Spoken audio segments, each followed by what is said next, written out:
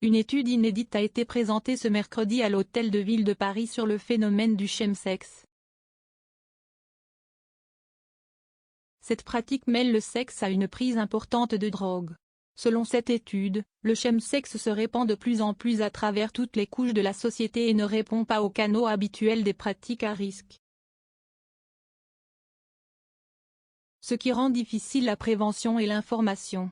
La ville de Paris a annoncé la mise en place d'un plan et d'un comité stratégique pour informer sur les dangers du chemsex. Le chemsex gagne du terrain et touche une population de plus en plus importante. C'est ce qui ressort d'une étude, présentée ce mercredi à l'Hôtel des Villes de Paris.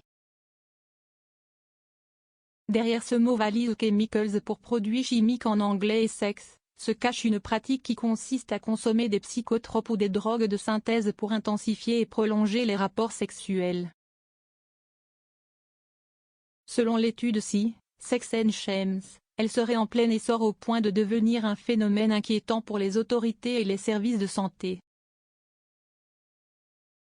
Si Paris essaie de prendre en main le sujet, c'est qu'elle est une ville historique du chemsex, selon Jean-Luc Romero Michel, adjoint d'Anne Hidalgo et militant de longue date.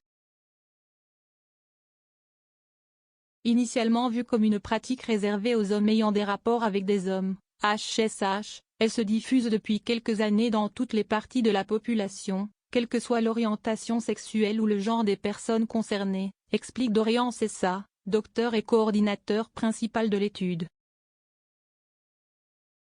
Le phénomène se serait, de plus, multiplié avec les confinements, qui ont cassé les codes habituels.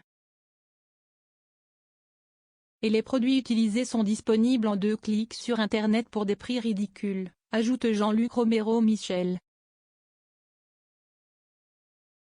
La diffusion de certaines de ces drogues, notamment de la 3-MMC, a été significativement majorée depuis le début de l'épidémie de Covid-19, affirme Dorian Cessa. Un phénomène difficile à saisir aux conséquences dramatiques pour le moment, aucun chiffre sur le nombre de pratiquants ne ressort tant le phénomène est difficile à saisir. Pour donner une idée de l'expansion possible du chemsex, Dorian Cessa cite une précédente étude anglaise qui montrait que sur les 500 000 utilisateurs de l'application Grindr, site de rencontre entre hommes, entre 25 et 30% des inscrits déclaraient s'y adonner. Un chiffre impressionnant d'autant que l'étude Sex and Shames fait remonter que les hétérosexuels sont toujours plus nombreux à pratiquer le chemsex et que les femmes, en majorité hétérosexuelles aussi, représentent 25% des pratiquantes désormais en France. Cela donne une idée de l'étendue du phénomène. Et il a de quoi inquiéter au regard des risques encourus. Si de nombreux cas de coma et des décès sont déjà rapportés, l'étude montre que le chemsex mène à différentes addictions, que ce soit aux produits ou au sexe. De plus, il altère la vigilance face aux maladies et infections sexuellement transmissibles. S'il précise que le phénomène touche toutes les couches de la société, notamment beaucoup de CSP+, Dorian Cessa identifie certains publics à risque face au chemsex.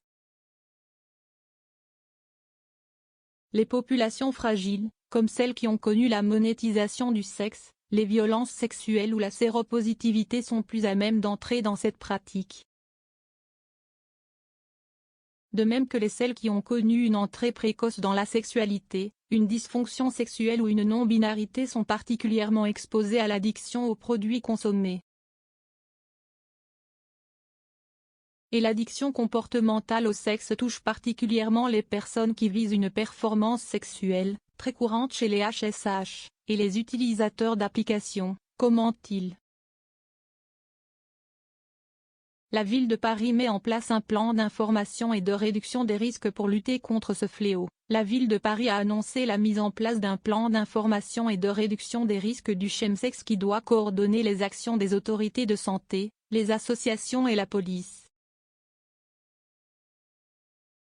Les professionnels sont désarçonnés par ce phénomène, explique Anne Souiri, adjointe à la maire de Paris en charge de la santé et à l'initiative du plan. Après avoir annoncé la création d'un comité stratégique dans les semaines à venir, l'élu a insisté sur la nécessité de communiquer avec les différentes parties et sur la diffusion la plus large possible d'informations sur le sujet.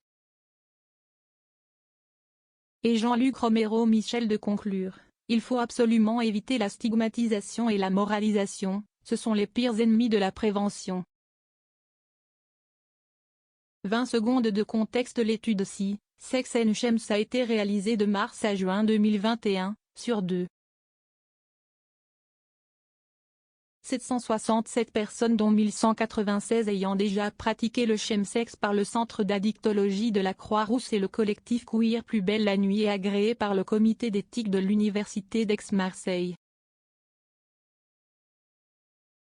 0 commentaire. Un partage partagé sur Messenger, partagé sur Facebook, partagé sur Twitter, partagé sur Flipboard, partagé sur Pinterest, partagé sur LinkedIn, envoyé par mail. Sauvegarder une faute, imprimé.